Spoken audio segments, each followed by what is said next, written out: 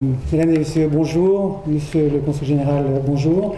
Une petite rectification, je ne suis pas le seul initiateur de cette idée de consensus sur lequel on va certainement débattre dans les questions.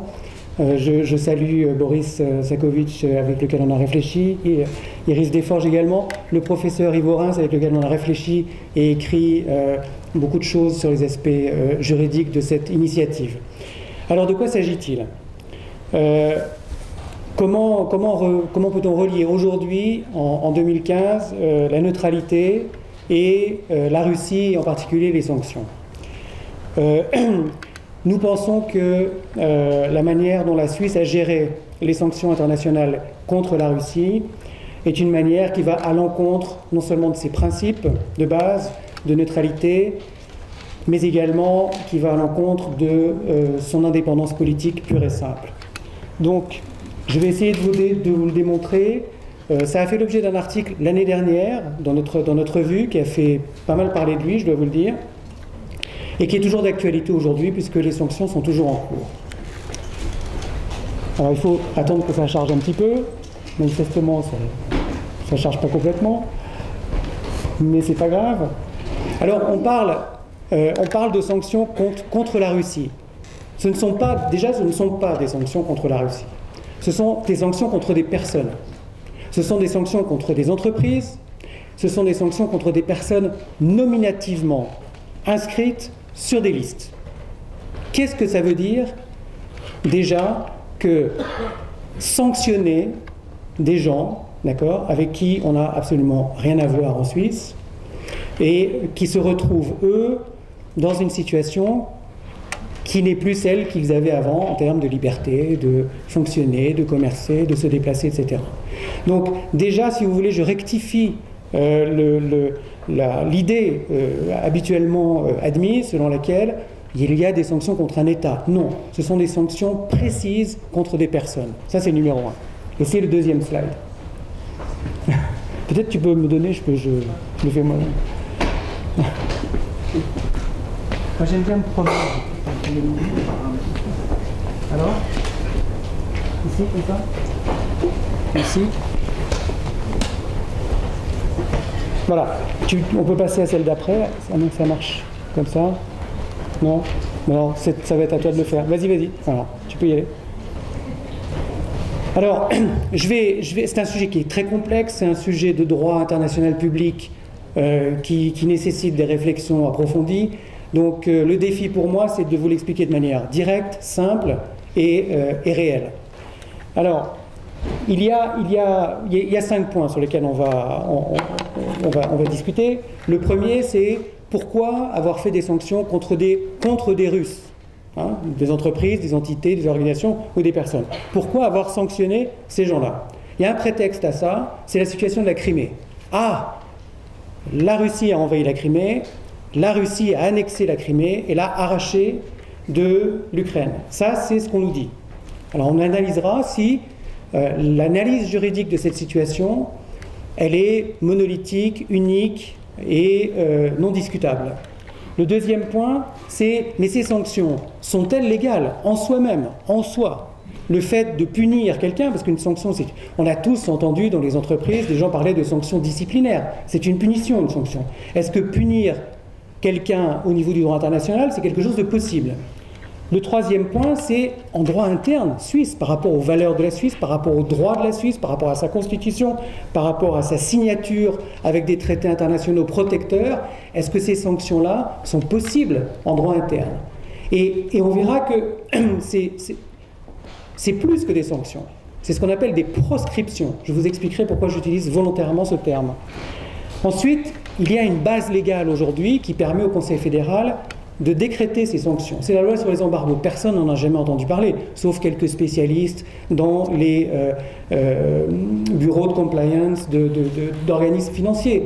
Mais c'est une loi qui s'appelle la loi sur les embargos. D'où vient cette loi ? Qui l'a écrite ? Comment a-t-elle été votée ? Et là, vous allez découvrir quelque chose. Et puis, à la fin, si je dirais ma démonstration vous paraît convaincante, et si vous paraît utile d'aller un petit peu plus loin, eh bien, il y aura la possibilité de le faire en prenant connaissance de cette déclaration que nous avons fait circuler, afin de soutenir un certain nombre d'initiatives qui existent déjà en vue de réformer ce système-là. Et je vous en dirai un petit mot également. Alors, le faux prétexte. Alors, c'est une situation complexe, l'histoire de l'Ukraine. Donc, je ne vais pas être trop long, mais je vous rappelle la thèse officielle que je vous ai décrite. D'accord ? Lorsque l'Ukraine prend son indépendance en 1991, la Crimée en fait partie.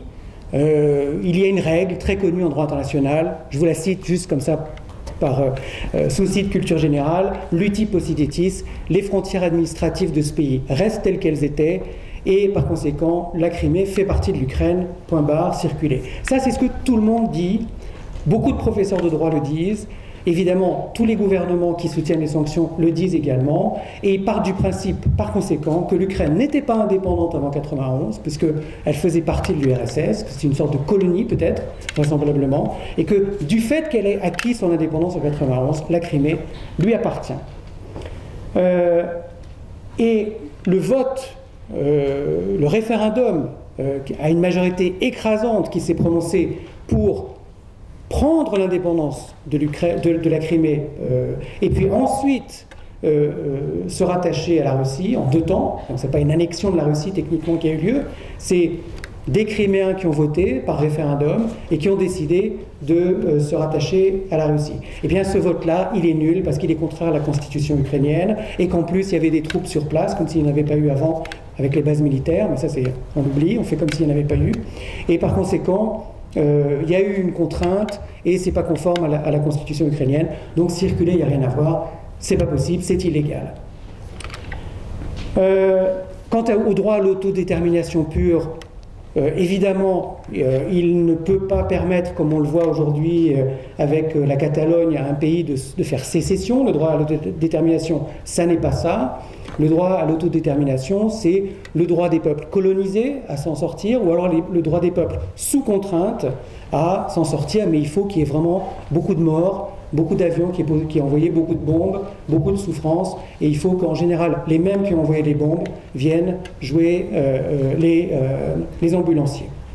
Alors, bien sûr, j'évoque le Kosovo, et nous avions il y a 2 jours une réunion avec l'association du lobby des citoyens et madame la sous-directrice du droit international public au DFAE qui était présente, que j'ai interpellé sur cette question-là, qui a répondu très clairement à côté, en essayant de comprendre comment se fait-il qu'il y a un petit peu 2 poids 2 mesures, puisqu'on a accepté la séparation du Kosovo alors que même qu'il n'y avait jamais eu de référendum et qu'on le refuse à la Crimée. Et elle a dit, c'est parce que ça n'a pas été assez long.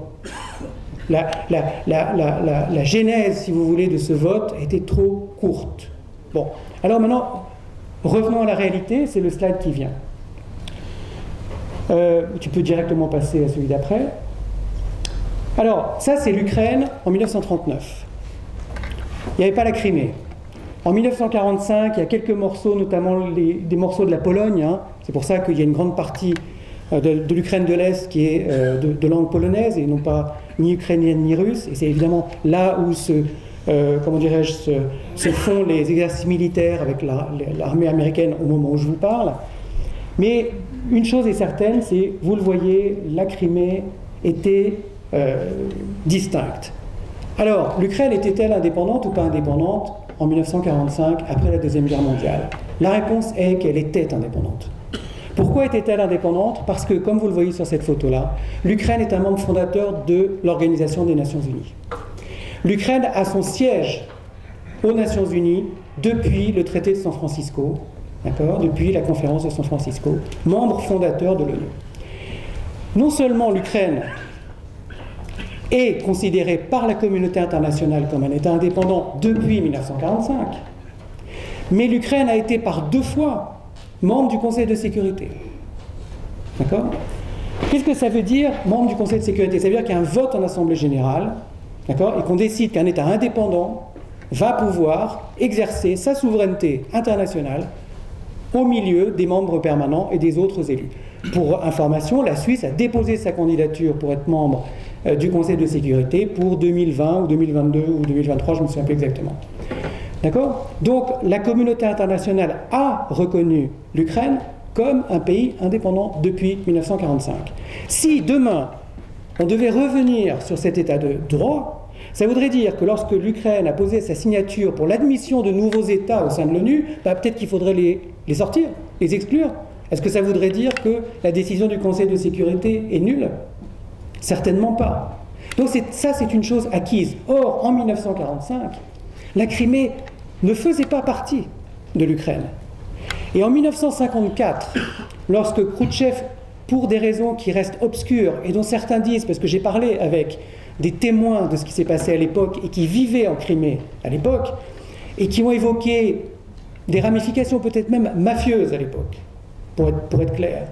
Lorsque, sans que personne ne comprenne pourquoi, Khrouchtchev a donné ce territoire, ça n'était pas un remembrement administratif d'une province, d'un État à un autre. Ça, c'est un mensonge. C'était un transfert territorial d'un État indépendant à un autre État indépendant. Ça veut dire quoi? Ça veut dire que le peuple, imaginez une seconde, là, demain, que M. Burkhalter décide d'attribuer la Suisse, on n'est pas très loin de la taille de la Crimée, enfin un petit peu moins, mais la Suisse à la France. Vous diriez quoi? À l'Union européenne. Ou à l'Union européenne. Mais d'office, vous diriez quoi? Non, nous, on veut rester suisse. C'est quoi cette histoire? Eh bien, les Russes de Crimée, ils ont dit, mais nous, on ne veut pas, nous, aller en Crimée. Ils savaient à l'époque... En Ukraine, pardon. Ils savaient à l'époque qu'aller en Ukraine, ça signifiait un énorme changement pour eux. Sauf que, compte tenu du système politique de l'époque, on ne leur a pas donné la parole. Mais pour autant, en droit, que s'est-il passé? Leur droit à l'autodétermination est né ce jour-là. Pour quelle raison? Je vous ai parlé de l'autodétermination en 2 secondes tout à l'heure. Les colonies ou la contrainte. Il y a un 3e chapitre pour l'autodétermination. Il y en a un 3e. C'est celui du changement de nationalité. Précisément, les changements territoriaux entrent dans le registre d'une possibilité et même d'un devoir de demander au peuple ce qu'il veut. Veut-il changer de nationalité ou pas? Alors, croyez-moi sur parole, de la documentation, il y en a à la bibliothèque de l'Université de Genève, de Lausanne, où vous voulez, des tonnes. Des universitaires suisses qui ont écrit là-dessus, il y en a des dizaines. Je peux vous en citer quelques-uns ici, que j'ai amenés au cas où, si ça vous intéresse. Donc, tout le monde est d'accord. Le droit d'option de nationalité est un droit qui est comparable au droit d'autodétermination. Même lorsque l'affaire de Yougoslavie est intervenue, la fameuse convention, la commission de Venise, la commission Badinter au Kosovo, qui avait beaucoup fait parler d'elle, arrivent exactement aux mêmes conclusions. Si on fait changer de nationalité un peuple, il a le droit de dire non, je ne veux pas. Et s'il ne veut pas, mais il reste russe en l'occurrence. Mais on ne lui a pas donné ce droit-là, mais ce droit est quand même né. Alors, deuxième partie de la démonstration pour faire vite. Que se passe-t-il maintenant au moment où la Russie, l'Union soviétique commence à se déliter? Le slide d'après, si tu veux bien. Que se passe-t-il?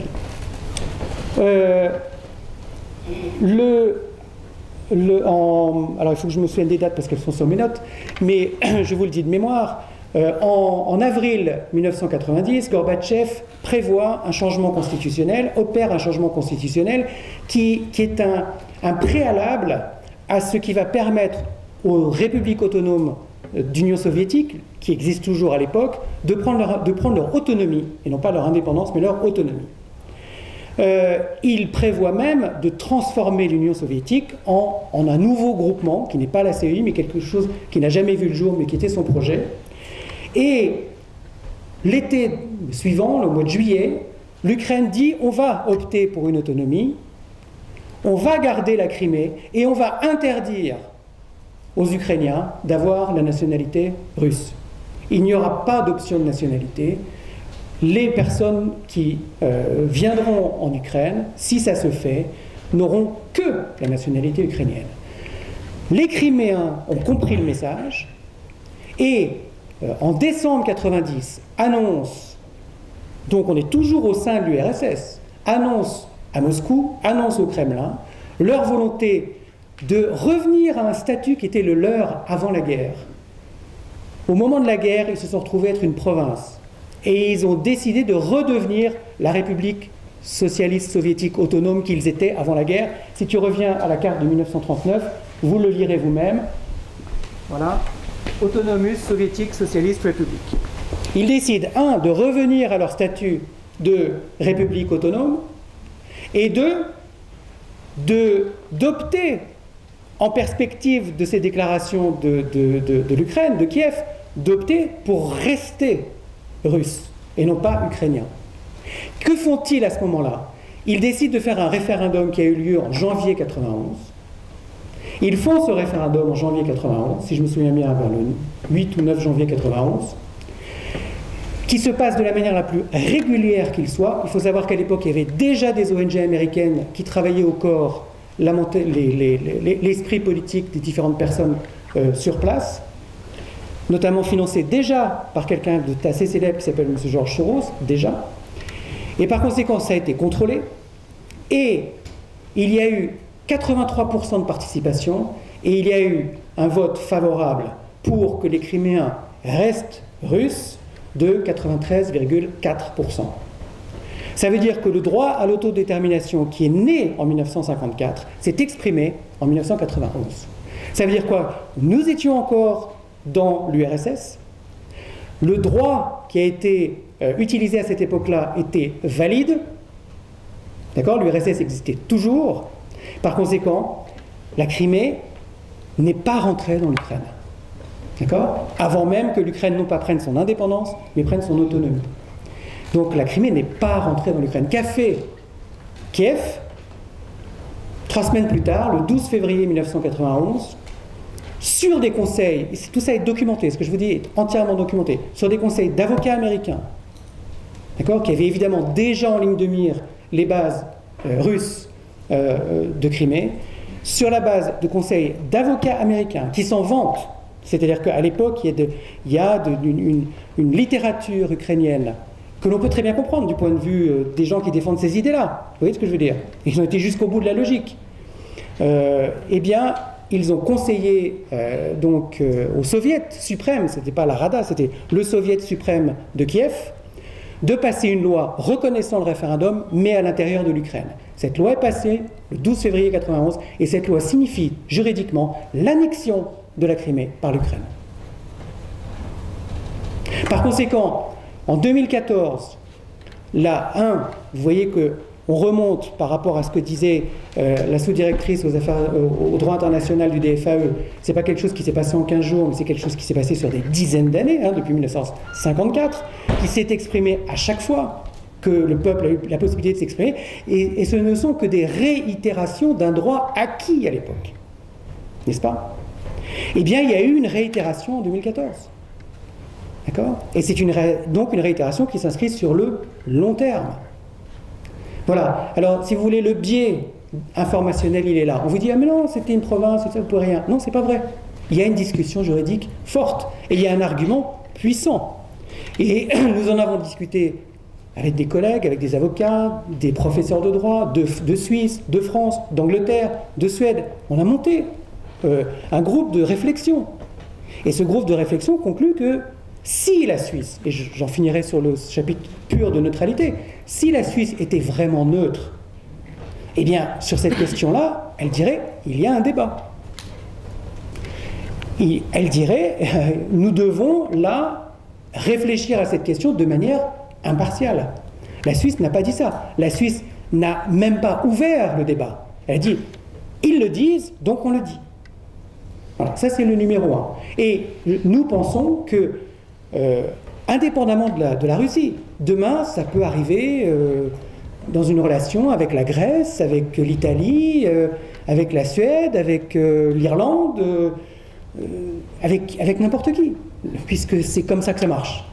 Il n'y a pas de limite. Et nous pensons que c'est important que le public ait un petit peu quand même à l'esprit qu'il y a une limite. Ce qui me fait passer maintenant au deuxième aspect de ma démonstration. Donc, alors vous aurez compris qu'évidemment, le fait de brandir que l'annexion de la Crimée est illégale est un faux prétexte juridique. J'ajoute que, en droit international, les pays sont considérés comme étant des égaux, n'est-ce pas? Et que par conséquent, le droit international s'affirme selon un discours qui reste politique, puisqu'il n'y a aucune instance juridique supérieure, et heureusement, qui viendrait dire au gouvernement ce qu'il devrait dire en matière de droit international. Donc, non seulement on se réfugie dans le droit international de manière fallacieuse, mais le droit international n'a jamais été une justification politique. C'est de l'habillage politique, il ne faut jamais l'oublier, n'est-ce pas? Cette remarque étant faite, nous pouvons suivre. Alors le principe de parité entre les États, il est en latin, hein, c'est parem non habet imperium. On n'a pas le pouvoir sur les autres. La relation entre États, elle n'est pas hiérarchique, elle est une relation égalitaire et une relation de coordination, mais certainement pas une relation de subordination. Alors, les sanctions, si vous voulez, maintenant, pourquoi ces sanctions-là sont-elles illégales? Eh bien, d'abord parce qu'avant de sanctionner un autre pays, on rompt déjà cette égalité. Le fait de sanctionner un pays, c'est déjà en soi et par principe une infraction au principe de parité des souverainetés, quelle que soit la taille du pays. Et ce n'est pas du tout par hasard que ce soit des grands pays qui sanctionnent des petits pays, et vous le lirez dans l'article que j'ai écrit pour ceux que ça intéresse. Déjà, au temps des guerres napoléoniennes, les sanctions, les blocus existaient. Alors, ce n'étaient pas des blocus nominatifs, ça c'était en général les prises d'otages, c'était des blocus d'État. Et déjà, un lord anglais que je cite, dont j'ai oublié le nom juste maintenant, disait « Imaginez l'île de Tobago voulant imposer des sanctions économiques et un blocus au reste de la communauté internationale. » On va rigoler. Donc c'est un rapport de force, d'accord, qui s'exprime à travers le concept de sanction.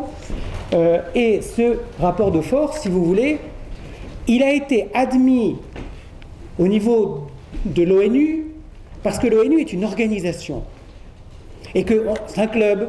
Alors c'est un petit peu plus qu'un club de joyeux joueurs de pétanque du dimanche, c'est sûr, mais ça reste un club. Par conséquent, si on adhère au club, on adhère à ses statuts, on adhère à son gouvernement qui s'appelle le Conseil de sécurité. Or, petit à petit, malgré que le terme sanction internationale n'existe pas dans la Charte des Nations Unies, petit à petit, on a assimilé le droit de prendre des mesures coercitives comme celui de la guerre, d'accord, qui peut plus, peut le moins. On s'est dit qu'on pouvait, avant d'arriver à la guerre, mettre la pression sur un pays. Donc, quand un pays, par exemple, comme la Suisse, adhère à des sanctions internationales qui sont émises par le Conseil de sécurité, on peut considérer que la validité de la décision suisse, c'est simplement l'application du règlement du club. Sinon, je sors du club. Hein, c'est un petit peu ça. Mais quand la Suisse applique des sanctions du Conseil de sécurité, elle n'a pas à s'intéresser sur la situation du pays qui est ciblé par ces sanctions, puisque ce n'est pas une décision unilatérale, c'est une décision censée être du club, collective. Alors le club, il a ses règles. Il y a notamment un droit de veto dans le gouvernement. Et s'il y a un membre du Conseil de sécurité qui dit non, ça bloque, point barre, c'est les statuts. Il n'y a pas à être plus royaliste que le roi. Alors on a commencé à faire des sanctions unilatérales. Et là, on n'est plus dans la légitimité du règlement du club de pétanque de joyauderie de Washington. Non, là, on est dans la justice privée, personnelle. Il faut être fort. Vis-à-vis de la Russie, la Suisse ressemble un petit peu quand même à l'île de Tobago, quand même, mine de rien. Non, mais sans vouloir exercer une quelconque... Alors, la Suisse se réfugie derrière le fait que d'autres ont pris des sanctions. D'accord ? Et elle a un discours et une rhétorique qui est encore plus fallacieuse que celle de la Crimée. Puisqu'elle dit, nous, on ne prend pas des sanctions, on prend des mesures afin que les sanctions prises par nos partenaires ne soient pas contournées. Ah, et tout le gens disent, ah oui, tiens, ah bah oui, après tout, oui. Et puis point, puis c'est tout, et puis on prend son café, son verre de blanc, et puis basta. Non, ça veut dire quoi contourner ? Prenons par exemple une loi fiscale. La France, qui adore les lois fiscales. La France prend des lois anti-paradis fiscaux demain. Enfin, elle les a déjà prises depuis longtemps. Alors, elle sait très bien que les ressortissants de sa juridiction fiscale peuvent contourner sa propre loi. Alors elle prend des mesures pour pas qu'on contourne sa propre loi, mais c'est la même personne, c'est le même gouvernement, c'est le même pays qui prend la loi et la loi anti-contournement. C'est pas un autre. Imaginez que demain, allez, l'île Maurice prenne des lois anti-contournement du droit fiscal français. Ça marche pas. Alors on peut faire des traités, oui, mais où est le traité aujourd'hui entre la Suisse et un autre pays qui impose à la Suisse de prendre des lois anti-contournement en faveur des autres? Il n'y en a pas. Donc on nous balade. C'est un argument de pure rhétorique qui est non seulement vide de sens, mais qui est toxique de sens. Parce que c'est l'aveu que la Suisse prend des mesures au nom d'une puissance étrangère. C'est tout. Alors je vais essayer de vous le dire un petit peu plus et de vous les montrer un peu plus en détail. Et là on n'est plus dans la neutralité, on est dans l'indépendance. Là on a changé de registre.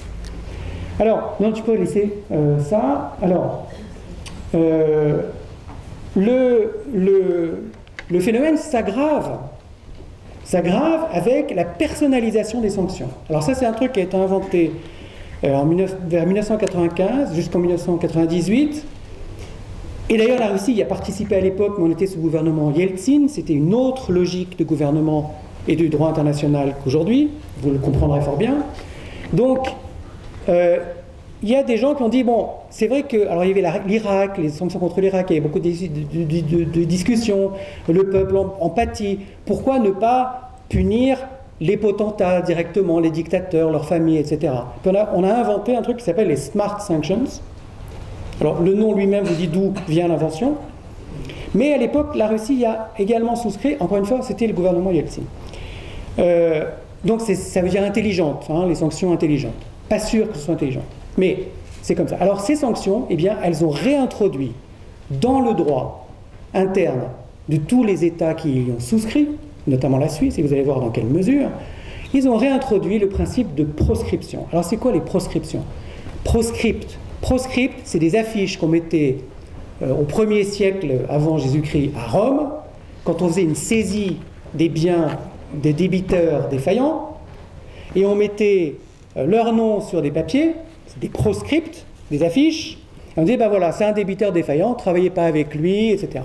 Et un jour, il y a un dictateur qui s'appelait Sylla, qui a dit, qui était en guerre dans sa prise de pouvoir, et qui a dit, je vais rajouter une petite couche à ce principe des proscriptions, je vais y mettre le nom de mes concurrents politiques, et je vais donner le droit aux citoyens de leur couper la tête, et je vais leur donner une prime s'ils me la ramènent sur un plateau.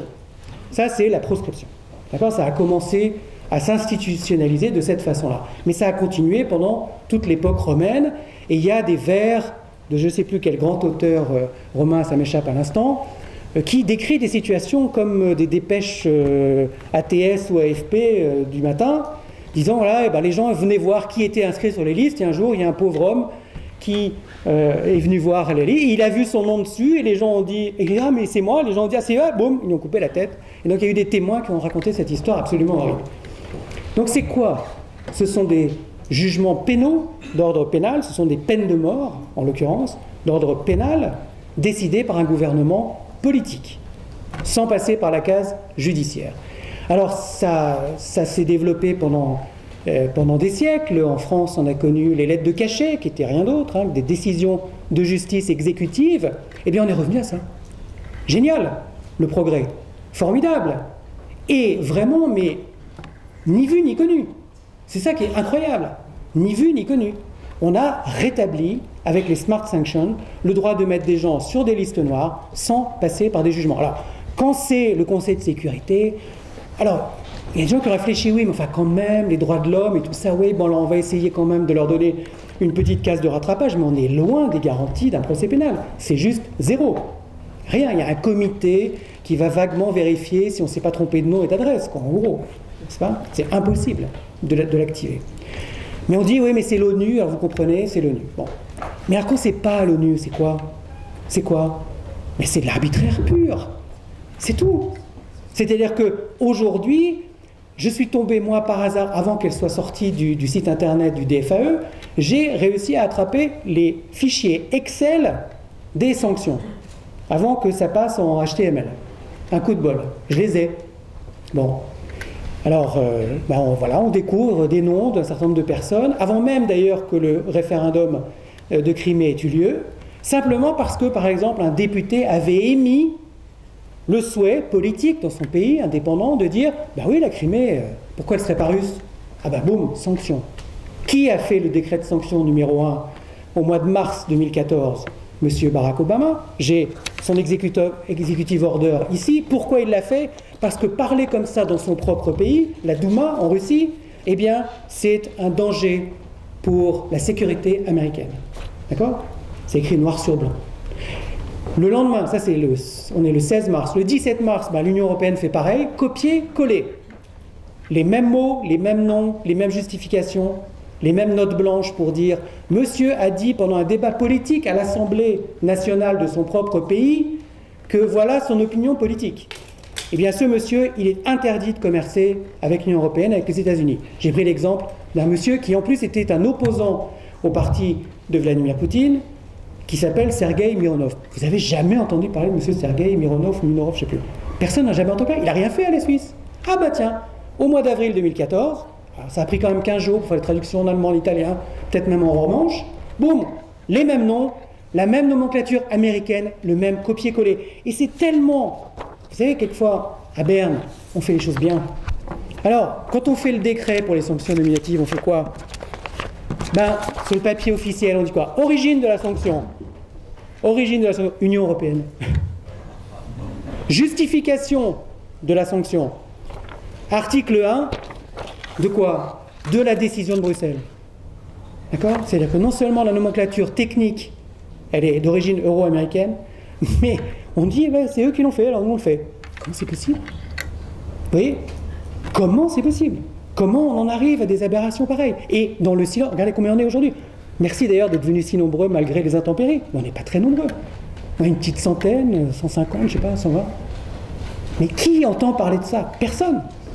Et quand j'ai sorti, juste pour l'anecdote, quand moi j'ai sorti ça, c'était... Moi je suis un humaniste, je suis un citoyen. On a travaillé avec M. Yves Reims, qui est un humaniste, un professeur émérite de l'Université de Genève. C'est un humaniste, qui est ni membre de l'UDC, ni membre de l'ASIM, qui est plutôt même, je peux le dire, membre du Parti Socialiste. Donc, non mais, voilà. Non mais, c'est quoi notre démarche ? C'est une démarche qui est citoyenne. Le jour où j'ai sorti mon article, j'ai reçu un coup de fil d'un monsieur du temps, c'est l'habitude, qui me dit « Vous n'êtes pas un agent de Poutine ?» Ah bah oui. Si j'étais un agent de Poutine, peut-être qu'ils l'auraient imaginé eux avant, ce que j'ai fait comme démonstration, puis ils me l'auraient... Non, c'est moi qui l'ai sorti. D'ailleurs, un jour, j'ai reçu un coup de téléphone, intéressant, on n'y avait pas pensé. Oui. Donc c'est une démarche citoyenne dont je vous parle, là. C'est rien d'autre. Bon. Alors je continue vite, parce que le temps presse, il me reste 5 minutes ou pas ? Alors, la contrariété aux droits de l'homme. Après, pour la fin, je vous garde la base légale, la loi sur les embargos, parce que c'est beau ça. Contraire au droit international, etc. Pour la petite histoire, cette histoire des sanctions avec la Russie, vous saviez que ça avait déjà existé en 1980, 1982, la même chose avec l'Europe ? Non ? Ça s'appelle l'affaire du gazoduc euro-sibérien. D'accord ? Qu'est-ce qui s'est passé à l'époque ? Reagan a dit à l'Europe, je vous interdis de construire des pipelines pour les Russes et d'acheter du gaz aux Russes. Déjà, ça c'est bizarre. Puis les Européens, vous savez ce qu'ils ont dit ? Tiens, je vous le donne en mille. Eux qui disent, oui, la Russie, machin. Ils ont dit, mais ça va les Américains ou quoi ? On fait ce qu'on veut. Les sanctions, c'est quoi ? Mitterrand, à Hambourg, en 1982, il dit quoi ? Hors de question d'appliquer les sanctions. C'est un acte de guerre. Et vous savez jusqu'où ils ont été ? La Commission européenne à l'époque. Qu'est-ce qu'ils ont fait ? Ils ont interdit aux entreprises de suivre les sanctions américaines. Et ils ont même introduit un délit, d'accord, d'interdiction d'appliquer les sanctions américaines à l'époque. Intéressant quand même. Bon, ça lui a coûté sa place à Mitterrand en 83. Boum, il y a eu une grosse spéculation sur le franc, qui existait encore à l'époque. Donc je continue. Alors, contraire au droit international, acte de guerre, etc. Mais surtout au droit de l'homme. C'est ça qui est intéressant. C'est au nom du droit international, la Suisse, au nom des droits de l'homme, qu'on fait des actes de proscription qui datent de l'Antiquité, d'accord ? Qu'on fait cette régression-là. Très intéressant. Donc, Convention européenne des droits de l'homme, la Convention européenne des droits de l'homme a dit, et ça c'est très intéressant, a dit les droits de l'homme des signataires de la Convention européenne des droits de l'homme, ça prévaut même sur les décisions du Conseil de sécurité. Pas mal. Et après, ah bah tiens, il y a un monsieur qui s'appelait monsieur Nada, qui était pourtant pas blanc-bleu, c'était le banquier des frères musulmans, qui s'est fait sanctionner dans une liste établie par le Conseil de sécurité. Puis comme il habitait dans l'enclave de Campione, là, il ne pouvait plus sortir, parce que la Suisse lui interdisait de passer. Ben, il a fait des recours. Et puis il est allé juste à la Cour européenne des droits de l'homme à Strasbourg. Et ben il a gagné. La Cour européenne des droits de l'homme a condamné la Suisse. Vous avez déjà entendu ça? Que la Suisse avait déjà été condamnée par la Cour européenne des droits de l'homme parce que les sanctions sont illégales? En 2012, personne n'en a entendu parler. La Suisse a été condamnée. Donc moi j'entends l'autre soir la sous-directrice du droit international du DFAE qui dit mais nous on applique la Convention européenne des droits de l'homme, on ne se fait jamais condamner. Bah oui, manque de bol, juste sur la question que je lui posais, il y a eu une condamnation. Bon, j'ai pas été cuistre pour lui rappeler, parce que ça n'aurait vraiment pas été gentil. Mais je vous le dis, c'est une réalité. Et sachez une chose, c'est que pour avoir parlé avec la responsable des sanctions à Berne sur le sujet, il y en a dans le pipeline. Ils font tout ce qu'ils peuvent pour freiner les cas de fer. Ça a été déjà décidé. On va passer en assemblée plénière pour gagner du temps, etc. Mais il y a d'autres décisions de ce type-là qui vont condamner la Suisse. D'accord? Et habituellement, en assemblée plénière, ça passe entre 3 et 6 mois. Là, ça fait 1 an et demi et c'est toujours sous le coude. D'accord? Donc on est dans de l'inertie administrative. Des résolutions de l'ONU, de l'Assemblée générale de l'ONU sur les sanctions, il y en a tous les ans. Il y en a eu encore une, là, je vous en fais grâce, il y a 15 jours, à une majorité écrasante. Les résolutions du Conseil des droits de l'homme à Genève, tous les ans, il y a une réitération sur l'illégalité des sanctions internationales, en particulier nominatives. Je vous fais grâce des références, mais je vous les donne volontiers pour ceux que ça intéresse. La suite, c'est possible. Donc, les lettres de cachet, etc., on y est allé. Vas-y, j'étais un petit peu. Monsieur Mironov, je vous en ai parlé. Voilà. Alors maintenant, je vais vous parler de la loi. Peut-être qu'il y en a une juste avant, c'est la bonne. Je ne sais plus. Voilà, c'est là que ça commence. Donc on a une loi aujourd'hui qui s'appelle la loi sur les embargos. Je finirai avec ça très rapidement. Qui s'appelle la loi sur les embargos et qui sert de base légale pour le Conseil fédéral afin de prendre des sanctions internationales, notamment nominatives. Cette loi, elle est arrivée quand? Elle est arrivée 15 jours après les attentats du 11 septembre. Les gens avaient autre chose dans la tête. Elle a été placée en urgence à l'ordre du jour avec, comme prétexte, ne vous inquiétez pas, je l'ai là sous les yeux, c'est une norme purement technique, vous en faites pas, on doit juste adapter, dans l'autre papier, je vous le dis, mais c'est accessible sur le site du DFAE, surtout. On a dit, M. Couchepin, M. Kaspar-Villigata, on dit aux conseils nationaux et au Conseil des États, on dit, c'est une loi technique parce que comme on a fait une loi sur la protection des données, il faut qu'on adapte. On leur a même pas parlé des sanctions. Il faut qu'on adapte notre loi sur les embargos en général, etc. Alors, il y a quelques personnes qui ont quand même lu le texte et qui ont dit, mais attendez, c'est en train de changer quelque chose d'assez profond. Quoi? Eh bien, pour prendre des sanctions avant cette loi, donc, qui a été votée en 2001 et qui a été mise en vigueur en 2002, avant, il y avait un article dans la Constitution qui disait quoi? C'était le droit d'urgence, ce qui est en train d'appliquer M. Hollande avec les attentats. L'état d'urgence, ce qu'on appelle le droit de nécessité chez les techniciens. Il peut être militaire, ou il peut être économique, ou il peut être les deux à la fois.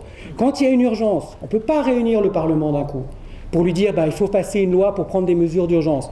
Donc il y a une délégation, et ça c'est très important, il y a une délégation législative du Parlement qui permet au gouvernement de prendre des ordonnances de nature législative. Ce sont des lois.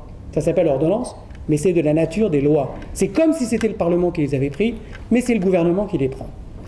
Alors, qu'est-ce que ça dit cet article? C'est le 184.3 de la Constitution qui existe toujours. Il dit quoi? Il dit en cas de nécessité, le Conseil fédéral peut prendre des ordonnances pour défendre les intérêts de la Suisse. Ça veut dire qu'il faut qu'il y ait des intérêts en péril, il faut qu'il y ait un état de nécessité, et il faut que le Parlement puisse contrôler, et le Parlement peut contrôler. Ça, c'était ce qu'il y avait avant. Et puis il y a la loi sur les embargos qui est arrivée votée comme ça entre deux portes après les attentats du 11 septembre avec des gens qui n'ont rien vu, rien lu, rien compris. D'accord? Et qu'est-ce qu'elle dit cette loi? Elle dit alors ça c'est je vous l'avais mis là le prétexte, pardon, ça c'est le message du Conseil fédéral. C'est pour la protection des données, d'accord? C'est de nature purement technique, etc. Ça c'est le discours officiel. Vous vous rendez compte? Excusez-moi, mais je veux dire la pieuvre qui jette son encre, c'est pas très très loin, vous voyez ce que je veux dire, pour se cacher. Hein. Le slide d'après. Et là, on a la loi sur les embargos qui dit quoi? Article 1. la Confédération peut édicter des mesures de coercition, et j'ai mis en jaune ce qui doit être relié pour appliquer, pas pour décider, pour appliquer les sanctions décrétées ailleurs, et notamment décrétées par les principaux partenaires commerciaux, c'est-à-dire l'Union européenne. Autrement dit, alors qu'il y avait avant la Constitution qui disait en cas de nécessité, ce qui est normal, on prend des mesures d'urgence, là non, on va appliquer les décisions prises par d'autres. Voilà, c'est-à-dire qu'on a scié un tronçon capital de l'indépendance du pays. Et ça, c'est anticonstitutionnel. Cette loi-là est anticonstitutionnelle. Sauf qu'en Suisse, on n'a pas la possibilité d'attaquer une loi anticonstitutionnelle. On doit la réformer. Quand j'ai dit ça à un certain nombre d'élus, de tous les partis, il y en a un qui a réagi. Et je suis heureux de le saluer parce qu'il est là aujourd'hui. Et c'est Oscar. Bravo. Un seul. Tous les autres, je les ai eu au téléphone, ils m'ont dit « Oui, tu as raison, mais tu comprends. On ne veut pas embêter M. Burkhalter, c'est compliqué. » Tout le monde. Lui, il a dit « J'ai compris, je dépose une motion. » Oscar a déposé une motion au Parlement qui est toujours prête à être discutée à l'ordre du jour. Et je fais immédiatement la relation maintenant que vous comprendrez peut-être un petit peu mieux avec cette déclaration qu'on a imprimée et qu'on vous invite à lire et si vous le souhaitez à signer, parce que qui sait aujourd'hui dans la nouvelle législature, alors que Oscar n'est plus au Conseil national, qui sait que cette motion existe? Personne. Alors il faut leur faire savoir. Voilà l'idée. L'idée, si vous voulez, c'est que nous puissions faire savoir aux parlementaires que ce problème-là existe et que nous puissions, à notre niveau, eh bien, parler à nos représentants de nos cantons, d'accord, et leur dire, écoutez, nous, en tant que peuple, on a un problème avec cette histoire. On a écouté quelqu'un, il nous a dit des trucs bizarres, mais apparemment, il a raison, parce que les profs de droit qui vont signer et qui se sont déjà engagés auprès de moi à signer, eh bien, confirment qu'effectivement, qu'il y a un vrai problème par rapport à l'ordre juridique suisse sur ce point-là. Alors, je vous signale que la motion existe. Elle date de l'année dernière, peut-être qu'elle passera à la législature de 2016. Il faut savoir que lorsque M. Nada, qui a attaqué la Suisse devant la Cour européenne des droits de l'homme, lorsqu'il l'a attaqué, il n'a pas fait que ça. Il a aussi activé ses relais parlementaires. Eh bien, figurez-vous qu'une motion a été déposée pour lever les sanctions à son égard, qu'elle a été posée par Dick Marty, M. Dick Marty, accompagné de M. Luc Recordon, à l'époque, d'accord, avec qui j'ai longuement parlé de ce sujet-là, et cette motion a été adoptée par le Parlement. Le Parlement a compris et le Parlement a levé les sanctions, en parallèle avec la condamnation de la Suisse. Donc c'est quelque chose que les gens peuvent comprendre, et pour ça il faut leur dire, et il faut leur expliquer. Alors je continue.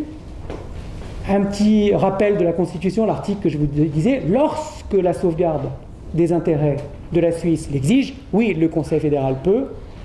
Et alors, ce qui est extraordinaire, donc je vous ai lu l'article 1 de la loi sur les embargos qui dit on applique les décisions des autres, ce qui est quand même hallucinant, surtout qu'on l'a fait passer pour une loi technique sur la protection des données. Rien à voir. Vraiment, enfumage. Excusez-moi, je suis un petit peu vulgaire, mais trivial, mais c'est la réalité. Et moi, ça m'horripile. Et l'article 2 dit, ah oui, mais quand même, si jamais, vous voyez le renversement total du système, si jamais les intérêts suisses sont en jeu, alors à ce moment-là, non, on n'appliquera pas. Ça, c'est l'article 2. Voilà. Et on vous dit, non, on n'a pas pris de sanctions contre la Russie. Non, pas du tout. Allez, ah bon, mais il n'y a pas de liste, là? Ah si, non, mais c'est pas des sanctions, non. Mais si, c'est des sanctions, désolé. Voilà, c'est tout. Et elles sont illégales. Donc, je vous invite à lire ce document. Je suis à votre disposition pour répondre à vos questions. Et puis, je vous remercie de votre attention. Merci.